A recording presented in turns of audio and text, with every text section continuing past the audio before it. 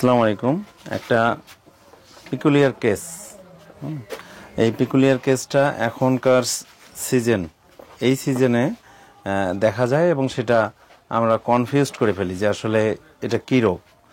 আমি এই জায়গাটা ফুলে গেছে, হ্যাঁ, এই দুই পাশটায়, এই পিঠের যে আপনার, আমরা এটাকে বলি হচ্ছে ব্যাকবোন বা এটা পিঠ, গরুর পিঠ। এই পিঠটা পুরোটায় চামড়ার নিচে একটা বাতাসের মতো বুদবুদ জমে গেছে।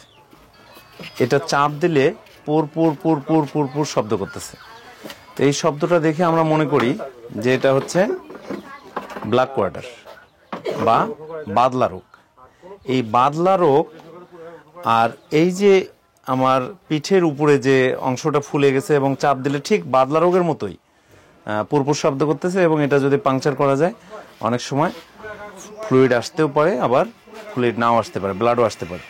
তো এই জিনিসটা দেখে আমরা মনে করি ব্ল্যাক কোয়ার্টার বা বাদলা রোগ। আসলে এটা বাদলা রোগ না, এটা এখনকার যে সিজন, এই সিজন এটা হচ্ছে এফিমেরালের সিজন, এফিমেরাল ফিভার। এফিমেরাল ফিভারের এটা একটা কনসিকুয়েন্স। এফিমেরাল ফিভারের হচ্ছে একটা বহিঃপ্রকাশ। এভাবে অনেক গরুর শ্বাসকষ্ট দিয়ে বহিঃপ্রকাশ পায়। এর এই সাবকিউটেনিয়াস ইডেমা, এটাকে আমরা বলতেছি এমফাইসিমা। এটা যে গরুগুলো শ্বাসকষ্ট হয় সেগুলোর এই এমফাইসিমাটা শেষ সময়ে দেখা দেয়। আবার কিছু গরুর দেখা যায় যে শ্বাসকষ্ট নাই, বাট এই চামড়ার নিচে সাবকিউটেনিয়াস ফ্লুইড বা সাবকিউটেনিয়াস যে ফ্রোদি গ্যাস জমা, এইটাকে আমরা বলতেছি পালমোনারি এমফাইসিমা।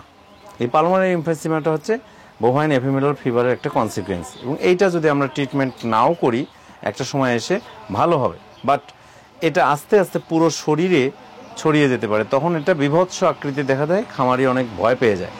আলটিমেটলি এখানে যদি সেকেন্ডারি ব্যাকটেরিয়াল ইনফেকশন ঘটে তাহলেও এটা মারাত্মক আকার ধারণ করতে পারে।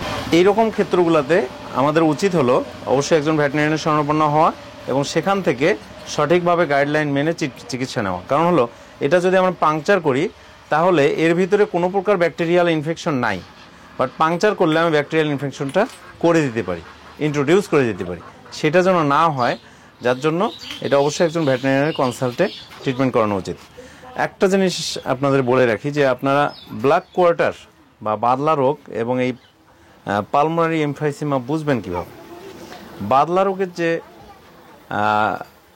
লক্ষণ, সে লক্ষণটা অবশ্যই হবে মাংসে, এবং সেটা কোয়ার্টারগুলোতে হয় এই চরু, নাহলে ওই পাশের চরু, বা এই যে পায়ের যে থাইয়ের যে মাংসটা আছে ওই থাইয়ের মাংস, পায়ের নিচের মাংস হতে পারে, অথবা এই যে গরুর এই সামনের যে মাংস আছে এই মাংসের মধ্যে, মাংসের ভিতরে ভিতরে ওই জিনিসটা জমবে। এটা চামড়ার নিচে আসবে না। চামড়ার নিচে যেটা আসবে সেটা হচ্ছে এমফাইসিমা, পালমোনারি এমফাইসিমা। তাই এটা নিয়ে দেখা যাচ্ছে যে আপনি 15 দিন 20 দিন ট্রিটমেন্ট করার পরেও এটা ভালো হতে পারে, আবার অনেক সময়ও লাগতে পারে। এটা দেখে খামারিরা ভীত সন্তুষ্ট হয়ে যায় এবং অনেক সময় ভুল পদক্ষেপ নেয়, দেখা যাচ্ছে আগেই জবাই করে ফেলে যে এটা মনে হয় মারাত্মক কিছু হয়ে গেলো, আমার গরুটা মারা যাবে। তো এটা বোভাইন এফিমেরাল ফিভার যেরকম সারা বাংলাদেশে ছড়িয়ে পড়ছে, এটার কনসিকুয়েন্সটাও অনেক জায়গায় দেখা যাবে। তাই আপনারা একটু সচেতন হন, এবং এই জিনিসটাকে যদি আপনি দেখেন যে এইরকম চাপ দিলে পুরপুর পুরপুর শব্দ করতেছে, তাহলে অবশ্যই এবং সেটা দেখা যাচ্ছে এরিয়াটা বেড়ে যাচ্ছে এবং সেটা চামড়ার নিচে, তাহলে এটা অবশ্যই একজন ভেটেরিনারি শরণাপন্ন হয়ে আপনার ট্রিটমেন্টটা করা উচিত।